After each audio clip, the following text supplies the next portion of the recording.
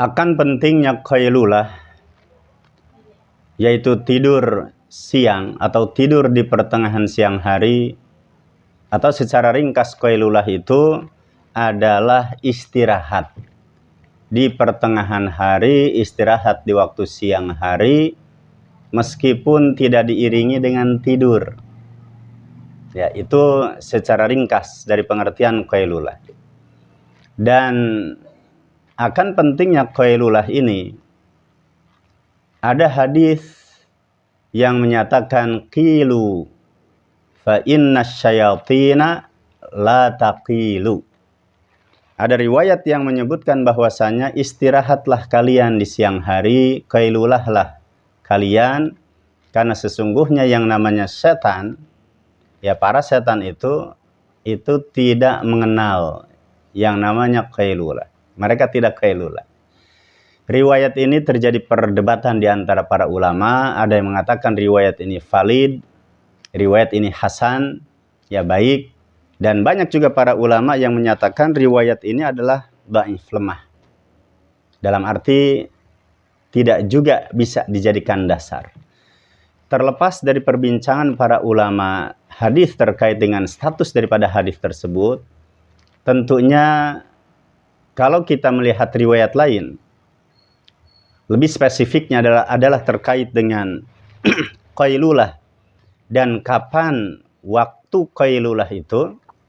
Nah, ini baru. Nanti kita akan menemukan ada riwayat lain, ya misal yang diriwayatkan oleh Imam Bukhari, Imam Muslim, dan juga diriwayatkan oleh ulama hadis yang lain. Maka terkait dengan qailulah itu dan waktunya, misal dalam hadis, ya atau dalam riwayat yang bersumber dari Sahal bin Sa'ad As-Sa'idi, dalam riwayat Ibnu Majah disebutkan, ma kunna naqilu wa nataghadda fi ahdin Nabi sallallahu alaihi wasallam illa ba'da salatil Jum'ah. Sahal menyatakan, ini salah seorang sahabat Nabi, tidaklah kami melakukan tidur siang, tidaklah kami melakukan qailulah dan tidur siang pada masa Rasulullah sallallahu alaihi wasallam kecuali setelah salat Jumat. Jadi mereka melakukan qailulah itu, para sahabat yang mulia, itu adalah justru setelah salat Jumat, dalam arti setelah salat duhur. Maka nanti ada ayat dalam surat An-Nur, ayat yang ke-58, di antara 3 bentuk aurat, yaitu kebiasaan orang-orang melepas pakaian dan menyingkap aurat, itu kan 3 waktu. Sebelum subuh, kemudian yang kedua, hina tada'una thiyabakum minal zahirah. Ada kata-kata zahirah, dari kata zuhur. Melepas, membuka aurat itu adalah ketika melakukan tidur di waktu zuhur, tidur di waktu siang. Maka para ulama menyatakan zahirah bimakna al-qailulah. Tidur di siang hari itu artinya adalah apa? Qailulah. Ya, maka jelas dalam riwayat Ibnu Majah ini yang bersumber dari Sahal bin Sa'ad As-Sa'idi, kebiasaan para sahabat, termasuk juga demikian dengan Nabi kita, Nabi Muhammad SAW, kalau tidur siang, ya mereka melakukan qailulah tadi. Dan ternyata waktunya adalah sesudah sholat zuhur. Atau diperkuat dengan hadis yang diriwayatkan oleh Imam Muslim, demikian juga dengan Bukhari, dan lafadznya adalah lafadz Imam Muslim, di mana disebutkan kunna, ini sahabat Anas menyatakan kunna nubakkir salatal Jum'ah, kemudian ada kata-kata wa naqilu. Ya, jadi para sahabat Rasulullah itu bersegera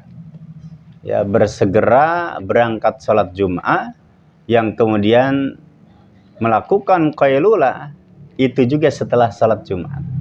Ini untuk mempertegas bahwasanya kebiasaan para sahabat yang mulia melakukan tidur qailulah itu di masa Rasulullah justru setelah melakukan sholat Jum'at.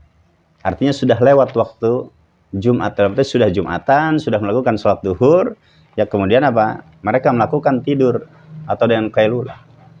Bahkan ketika sahabat Ali bin Abi Thalib, ya beliau juga sama melakukan qailulah itu setelah zuhur, dan itu bahkan dilakukan di masjid. Di antara dasarnya adalah ketika Rasulullah berkunjung ke rumah Fatimah putrinya, didapatkan di rumahnya tidak ada Ali. Ya, sahabat Ali tidak ada. Ketika Nabi bertanya, kemana suami kamu? Ali bin Abi Thalib.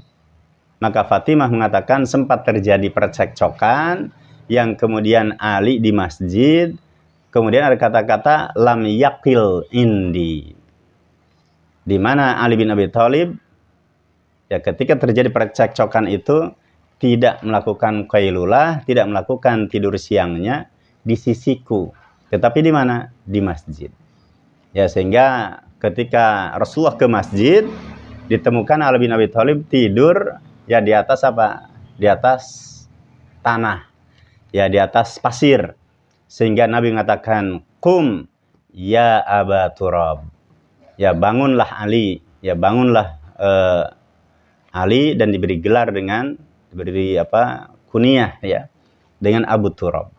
Nah, maka jelas dari riwayat ini para sahabat Rasulullah sallallahu alaihi wasallam yaitu menggunakan qailulah dan terbiasa melakukan qailulah, dan itu dilakukan rata-ratanya adalah setelah melakukan salat zuhur, bukan sebelum salat zuhur.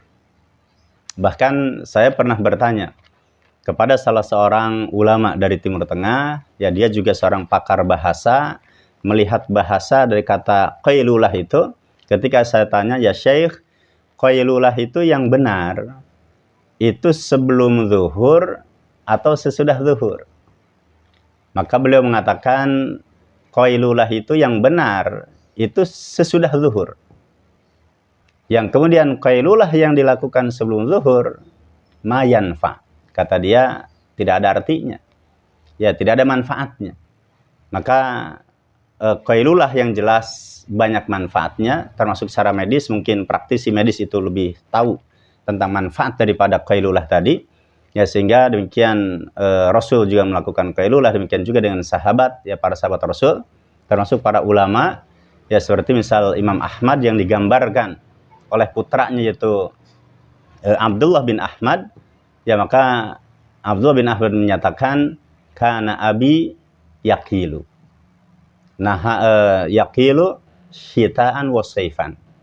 Bahwasanya ayahku itu senantiasa melakukan qailulah baik di siang hari, dalam arti qailulah dalam arti di musim dingin maupun di musim panas. Jadi Imam Ahmad suka melakukan qailulah baik ketika di musim dingin maupun di musim panas, ya sehingga ini semakin jelas bahwasanya qailulah itu adalah sesuatu atau istirahat yang banyak manfaatnya.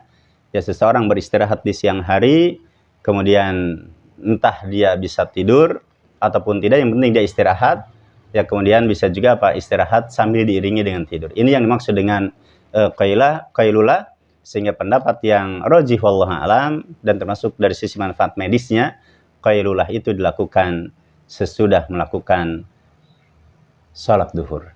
Mudah-mudahan ada manfaatnya. Demikian, alhamdulillah.